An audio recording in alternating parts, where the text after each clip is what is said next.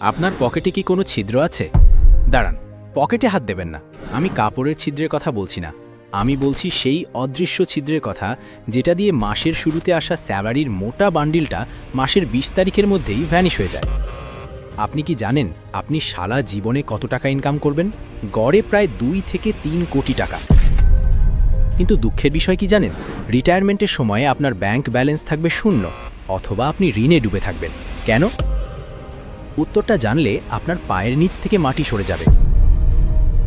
আজকের এই ভিডিওতে আমি এমন ৩টি সাইকোলজিক্যাল ট্রিক রিভিল করব, যা বিশ্বের শীর্ষ ধনীরা ব্যবহার করে, কিন্তু আপনাকে কোনোদিন জানতে দেওয়া হয়নি। এবং ভিডিও শেষে এমন একটি সিক্রেট ফর্মুলা দেব, যা আপনার ১০ বছরের সেভিংস টার্গেট মাত্র ১ বছরে পূরণ করে দিতে পারে। যদি আপনি নিজের ভবিষ্যতের সাথে জুয়া খেলতে না চান, তবে ভিডিওটি শেষ পর্যন্ত দেখুন, কারণ আজকের এই ভিডিওটি আপনার জীবনের মোড় ঘুরিয়ে দিতে পারে। চলুন পরিচয় করিয়ে দিই আমাদের গল্পের নায়ক বল্টুর সাথে। বল্টু দেখতে আপনার বা আমার মতোই। বল্টু মাসে ৩০,০০০ টাকা বেতন পায়। মাসের ১ তারিখে যখন মোবাইলে টিং করে মেসেজ আসে, your salary has been credited, তখন বল্টুর হাঁটাচলা বদলে যায়। নিজেকে তখন তার ইলন মাস্কের ছোট ভাই মনে হয়। প্রথম সপ্তাহে বল্টু ভাবে, অনেক খেটেছি, আজ বন্ধুদের নিয়ে কাচ্চি না খেলেই নয়।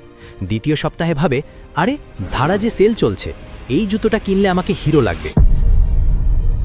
তৃতীয় সপ্তাহে বল্টুর পকেটে টান, সে রিক্সা বাদ দিয়ে হাঁটা শুরু করে। আর চতুর্থ সপ্তাহে বল্টুর ডিনার হয় ৫ টাকার বিস্কুট আর পানি দিয়ে। বল্টু মনে মনে ভাবে, পরের মাস থেকে টাকা জমাবই। কিন্তু সেই পরের মাস আর আসে না। বল্টুর সমস্যা ইনকাম নয়, বল্টুর সমস্যা হলো পার্কিনসন্সের ল। এই অর্থনীতির নিয়ম বলে, আপনার ইনকাম যত বাড়বে, খরচও ঠিক ততটাই বাড়বে। যতক্ষণ না আপনি এই লুপটা ভাঙছেন, আপনি ১ লাখ টাকা বেতন পেলেও ফকিরই থাকবেন। আপনি কি বল্টুর সাথে রিলেট করতে পারছেন? গত মাসে এমন কোন ফালতু খরচটা করেছেন, যেটা না করলেও চলতো? কমেন্টে ঝটপট লিখুন তো, আমি আপনার কমেন্টের জন্য অপেক্ষা করছি। আমরা অনেকেই ভাবি টাকা জমানো মানেই কৃপণতা। একদম ভুল। টাকা জমানো মানে হলো স্বাধীনতা। বস যখন জঘন্য ব্যবহার করে, তখন মুখের ওপর রেজিগনেশন লেটার ছুঁড়া মারা সাহস হলো সেভিংস। এমার্জেন্সিতে কারোর পায়ে ধরে টাকা ধার না চাওয়ার আত্মসম্মান হলো সেভিংস। সমস্যাটা কোথায় জানেন? আমাদের ব্রেন ডিজাইন করা হয়েছে সার্ভাইভাল বা বেঁচে থাকার জন্য, সেভিংস করার জন্য নয়। যখনই আপনি শপিং মলে লাল রঙের সেল সাইনবোর্ড দেখেন, আপনার ব্রেনে ডোপামিন হরমোন ক্ষরণ হয়। ব্রেন বলে, কিনে ফেলো, এক্ষুনি কেন। এটাকে বলে ইনস্ট্যান্ট গ্র্যাটিফিকেশন বা তাৎক্ষণিক তৃপ্তি। আর এই তৃপ্তি আপনাকে গরিব বানিয়ে রাখছে। এখন আসি সমাধানে। টাকা জমানোর বা খরচে লাগাম দেওয়ার প্রথম টেকনিক হলো ৭২ ঘন্টার রুল। ধরুন আপনার খুব ইচ্ছে হলো নতুন একটা স্মার্ট ওয়াচ বা দামি কোনো গ্যাজেট কেনার। হাত নিষ্পিস করছে অর্ডার নাও বাটনে চাপ দেওয়ার জন্য। ঠিক তখন নিজেকে থামান। নিজেকে বলুন, আমি এটা কিনবো, কিন্তু এখন না, ঠিক ৭২ ঘন্টা বা ৩ দিন পর। কেন ৩ দিন? কারণ সাইকোলজি বলে, কোনো কিছু কেনার তীব্র আকাঙ্ক্ষা সাধারণত ৪৮ ঘন্টা পর কমে যায়। ৩ দিন পর আপনি লজিক দিয়ে চিন্তা করবেন, ইমোশন দিয়ে নয়। তখন দেখবেন ৯০% সময় আপনার মনে হবে, ধুর, এটার তো দরকারই নেই। বিশ্বাস হচ্ছে না? আজকেই ট্রাই করে দেখুন, আপনার হাজার হাজার টাকা বেঁচে যাবে, গ্যারেন্টি। কাজ না হলে কমেন্টে এসে যা ইচ্ছা বলে যাবেন, আমি সব দায় মেনে নেব। দ্বিতীয় টেকনিকটি একটু অদ্ভুত কিন্তু সুপার পাওয়ারফুল। এর নাম হলো অদৃশ্য ট্যাক্স। সরকার যেমন আপনার ইনকাম থেকে জোর করে ট্যাক্স কেটে নেয় আর আপনি কিছুই করতে পারেন না, ঠিক তেমনই আপনি নিজের ওপর একটা ট্যাক্স বসান। ধরুন সেটা ১০% বা ২০%। স্যালারি পাওয়ার পর আপনার প্রথম কাজ হবে না বাড়ি ভাড়া দেওয়া না বিল দেওয়া। প্রথম কাজ হবে এই ২০% টাকা এমন একটা অ্যাকাউন্টে ট্রান্সফার করা, যার কোনো ডেবিট কার্ড আপনার কাছে নেই, যার পাসওয়ার্ড আপনি মনে রাখেন না। ভাববেন আপনার স্যালারি ৩০,০০০ নয়, ২৪,০০০। বাকি ৬,০০০ টাকা চুরি হয়ে গেছে। শুনতে কঠিন লাগছে? প্রথম ৩ মাস কষ্ট হবে, কিন্তু মানুষের ধর্মই হলো মানিয়ে নেওয়া। আপনি ওই ২৪,০০০ টাকাতেই মাস চালিয়ে নেবেন, কিন্তু ব্যাকগ্রাউন্ডে আপনার একটা বিশাল টাকার পাহাড় তৈরি হতে থাকবে, যা আপনি টেরও পাবেন না।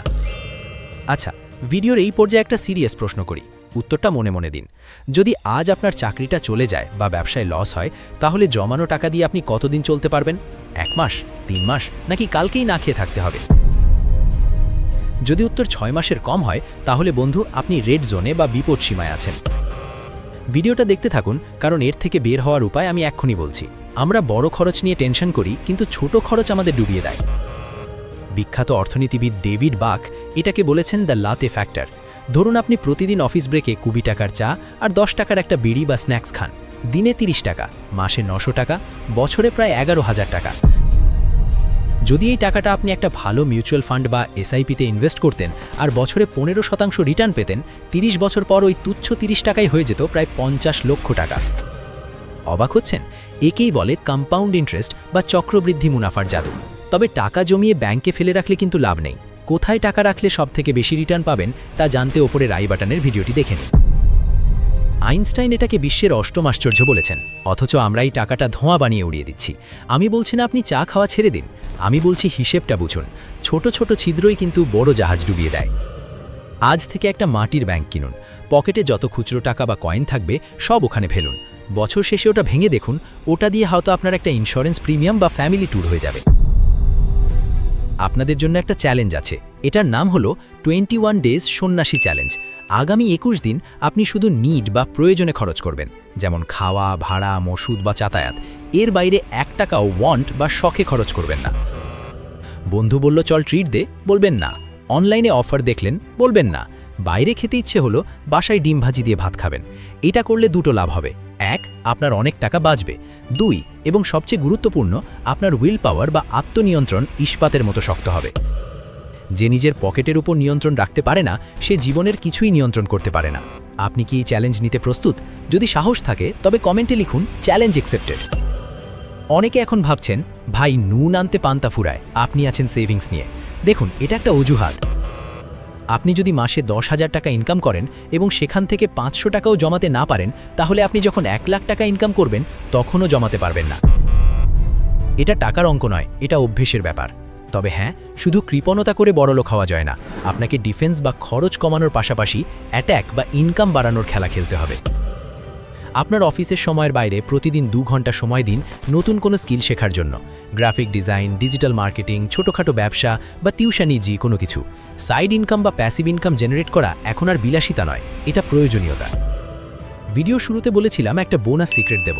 এটা হলো বিশ্বখ্যাত 50-30-20 রুল। আপনার ইনকামকে 3 ভাগে ভাগ করুন। 50% যাবে প্রয়োজনে, অর্থাৎ ঘর ভাড়া, বাজার, বিল। এর বেশি হলে আপনাকে বাসা বদলাতে হবে বা লাইফস্টাইল ডাউন করতে হবে। 30% যাবে শখে, যেমন ঘোরাফেরা, গ্যাজেট, খাওয়া দাওয়া। জীবনটা উপভোগ করার জন্য তো টাকা দরকার। আর বাকি 20% যাবে ভবিষ্যতে, অর্থাৎ সেভিংস, ইনভেস্টমেন্ট বা ঋণ শোধে। এই 20% টাকা হলো আপনার ভবিষ্যতের আমির জন্য উপহার। বৃদ্ধ বয়সে যখন আপনার শরীরে শক্তি থাকবে না, তখন এই টাকাই আপনাকে দেখভাল করবে। আপনার সন্তান বা আত্মীয়রা নাও করতে পারে, কথাটা তেতো হলেও সত্যি। ভাবুন তো একবার, আপনার ব্যাংকে 10 লাখ টাকা আছে, বস আপনাকে ঝাড়ি মারল, আপনি মুচকি হেসে বেরিয়ে আসলেন, কারণ আপনি জানেন আপনার চাকরি গেলেও সমস্যা নেই। বাচ্চার স্কুলে ভর্তির সময় আপনাকে টেনশন করতে হচ্ছে না। রাতে বালিশে মাথা দেওয়ার সাথে সাথে আপনার ঘুম চলে আসছে, কোনো ঋণে চিন্তা নেই। এই ফিলিংসটার নামই ফাইন্যান্সিয়াল ফ্রিডম। আর এই ভিডিওটি দেখার পর আপনি সেই পথের দিকেই প্রথম পা বাড়ালেন। বন্ধুরা, টাকা জমানো কোনো রকেট সায়েন্স না, এটা হলো প্রতিদিনের ছোট ছোট সঠিক সিদ্ধান্তের সমষ্টি।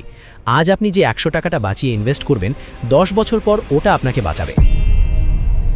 আমরা বল্টু হতে চাই না, আমরা স্মার্ট ইনভেস্টর হতে চাই। মনে রাখবেন, ধনী হওয়া মানে কত টাকা ইনকাম করেন সেটা নয়, বরং কত টাকা ধরে রাখতে পারেন সেটাই আসল। ভিডিওটি বানাতে আমাদের টিমের ঘাম ছুটে গেছে। যদি মনে হয় এই ভিডিও থেকে আপনি 1 টাকারও ভ্যালু পেয়েছেন, তাহলে লাইক বাটনে একটা ঘুষি মারুন। আর এই ভিডিওটি শেয়ার করুন সেই বন্ধুর সাথে যে সব সময় বলে, দোস্ত ধারের টাকাটা পরের মাসে দিচ্ছি। আপনার কাছে আমার শেষ প্রশ্ন, টাকা জমানোর পর সেটাকে দ্বিগুণ করার জন্য আপনি কোনটা নিয়ে ডিটেল ভিডিও চান? 1, শেয়ার বাজার ও মিউচুয়াল ফান্ডে ইনভেস্টমেন্টের সহজ গাইডলাইন, নাকি 2, ছাত্র বা চাকরিজীবীদের জন্য side income idea? Comment box আপনার জন্য খোলা, ঝটপট জানিয়ে দিন। পরের ভিডিওটি বানাবো আপনাদের কমেন্টের উপর ভিত্তি করে। ততক্ষণ পর্যন্ত পকেটের জিপার বন্ধ রাখুন আর মাথার বুদ্ধি খুলে রাখুন। আল্লাহ হাফেজ।